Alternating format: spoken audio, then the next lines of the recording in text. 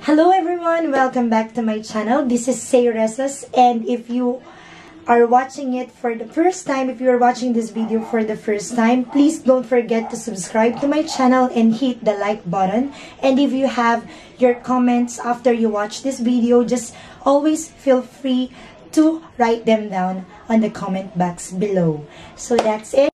So before we start this video, first let me greet you a Happy New Year, Happy 2020. And this is my second vlog for this year, and I'm really excited to share it with you because this vlog is going to be an ukay-ukay haul.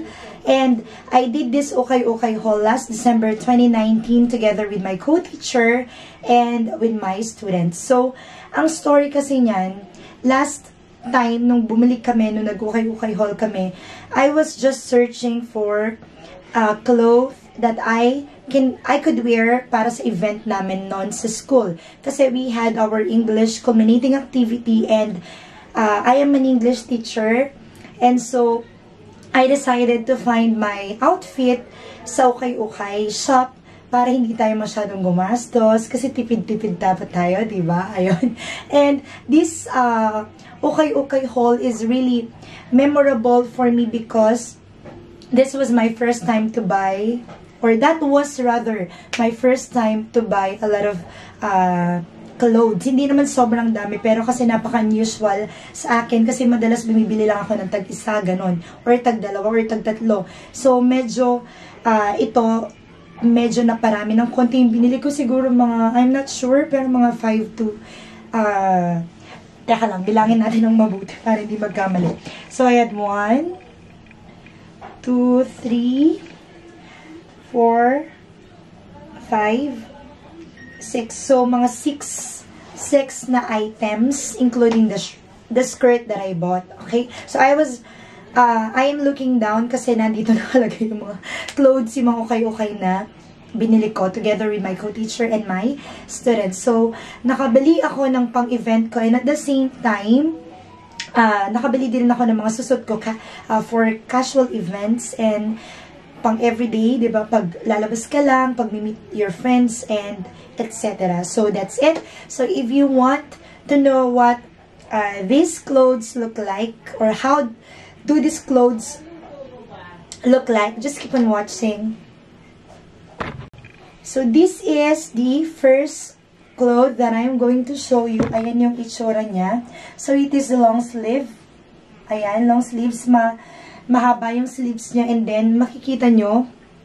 So, closer look, lace siya. And, ewan ko ba, but lately, I've been loving laces talaga. And so, nung finit ko to, fit siya sa akin. Maganda yung pagka-fit niya, kaya binili ko siya. And take note, this is only for 135 pesos. Ayan. Sobrang ganda niya. Pwede siyang pang pants, pang skirt, pang shorts.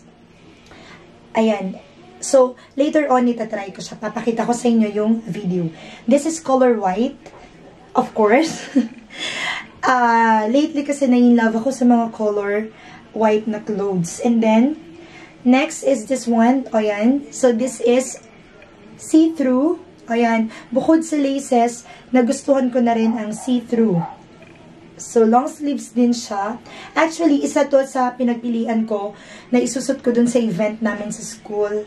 And then, lalagyan ko na lang siya ng pangloob. Pangloob. Oh my God, die. Yung letter B mo, ayusin mo. Okay, actually, problem ko talaga yung sounds. Yung difference ng sounds ng letter B and letter V. O yan, diba? Lalo na kapag na case. Okay? So, ayan. So, ang ganda niya. Gustong-gusto ko siya kasi ang ganda ng color niya, and at the same time, see-through siya. And then the third one na papakita ko sa inyo, I'm going to show you, is this one. Wow! See-through ulit siya, diba? So, ayan siya. Ang ganda-ganda ng detail, diba? Ayan, nakikita niyo ba? So, may mga leaves yung details niya, and then ito yung likod niya. Ayan. And 3/4 siya, and I really like it kasi masusuot ko na yung mga sleeveless kong damit na hindi ko madalas nasusuot kasi tumaba ako ngayon and medyo lumaki yung braso ko, ayan. And syempre, tago-tago natin po. Bangin natin sa kilikili. Oops. Okay? And then, ayan. So, you can wear this. You can partner this sa sleeveless na gusto nyo. Okay? So, the next one is this. Yan. Off-shoulder siya again. And, meron siyang, ayan, long sleeves na naman siya. And, dito sa baba, covered yung, ano mo, what is this? Tong upper part ng arm. And then, dito sa baba, nakikita na siya. Kasi see-through siya. And then, look at the details. Ayan. Mga ganito yung mga type kong clothes ngayon. And then, dito sa lower part ng off-shin na to, off-shoulder na to, meron siyang garter. So, it is garterized. Okay? And then, the next one is another color white. Sabi ko nga, diba? Puro color white yung mga nabili ko. And this is another off-shoulder. So, ayan. Ayan, diba? Ang ganda-ganda, diba? I really love these details. Okay? I really love these details. Meron siyang flowers. And then leaves, nakikita niyo iba yung kulay ng flower. Medyo creamy siya na rose gold, gano'n ang gusto, ang ano niya. And then, ayan yung sleeves niya. So, I really love it. And then, here, sa dulo, ganyan siya. Diba? So, malinaw siya, see-through, pero meron na siyang pang-inner. Kasama na siya, magkasama na sila. So, ito yung mga nabili kong tops. Ilan lang ba sila? So, let's count 1, 2, 3, 4, and 5. So, 5 pala sila. Tapos, yung nabili ko pa ay isang skirt. Isang skirt na maong. And, before ako mag-go dun sa skirt, sabihin ko na yung prices sa inyo. 135 ko lang nakuha lahat to, diba? 135 each. Hindi masakit sa bulsa, diba? Kung practical kayo, na katulad ko, I would rather go to Kayukay and then just wash your clothes, diba? Ang ginagawa ko kasi, just wash them. And, of course, bababad ko muna sila sa, hot water and then, lalagyan ko na hot water yung balde, tapos isusok ko sila doon and then hahaluan ko ng konting water from the faucet, ayan, ng tap water. So, papakita ko sa inyo yung skirt naman. So, eto na yung skirts na nabili ko. So, kanina sabi ko skirt kasi yun, tinutukoy ko yung isang maong na skirt na nabili ko. And then, sinama ko na rin yung nabili ko rin and sinuot ko for the event na sinabi ko sa inyo kanina. And the color of this skirt is color black. So, ayan siya. See? Wow! Diba? Meron siyang slit dito. Hindi siya literally slit, pero kapag sinuot mo siya, nakikita kasi yung part ng thigh mo, ng legs mo. Kaya, tinawag ko siyang slit. Okay? And then, meron siyang, ayan, detail na ganito. I really love this one kasi nakaka-sexy siya. Tapos, ginawa ko, high-waist siya. I partnered it with my white top. So, yung white top na pinag-partner ko, I also bought this sa Okay din, pero hindi siya kasama dun sa binili ko hindi siya kasama dun sa binili ko nung nag-Okay haul kami ng mga friends ko. So, ayan siya. Ang ganda, diba? So, you can see, ayun yung details. So, meron na naman laces everywhere. Ayan. So, nakikita talaga yung arm ko dito. And then, look, ganito siya sa likod. My goodness. I fell in love with it nung makita ko siya agad. And then, meron na siyang foam dito sa loob. So, you don't need to wear your bra anymore. So, ayan siya. And then, may zipper siya dito. Ayan. Zipper siya tapos, let me open it para makon. Ayan, ganyan siya. So, bubuksan natin siya. Ayan. Tapos, isusuot mo na lang siya. Yun, that's it. And then, the next skirt that I bought is this one. So, I also bought this for only 135 pesos. So, later on, isusuot ko sila para makita nyo sila kung kung paano sila kapag nakasuot. And I swear, I really fell in love with these clothes when I saw them. Like, literally, love at first sight. Kasi pag-ibig, may love at first sight. Sa na-experience ko sa, nung nakita ko tong mga to na love at first sight din ako. And by the way, i-flex ko lang tong hair color ko.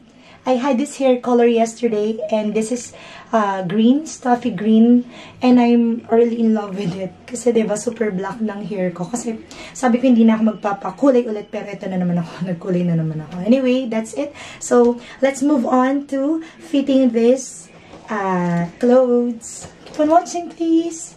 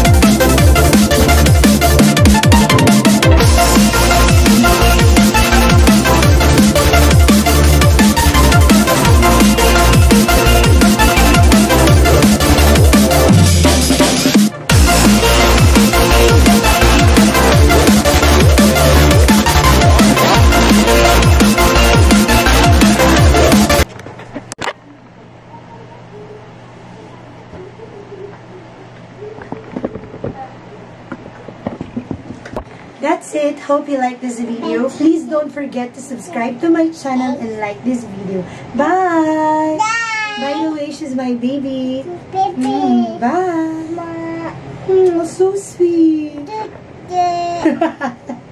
Hope you like this video again. If you have your comments, bye! Please leave them on the box below. Bye!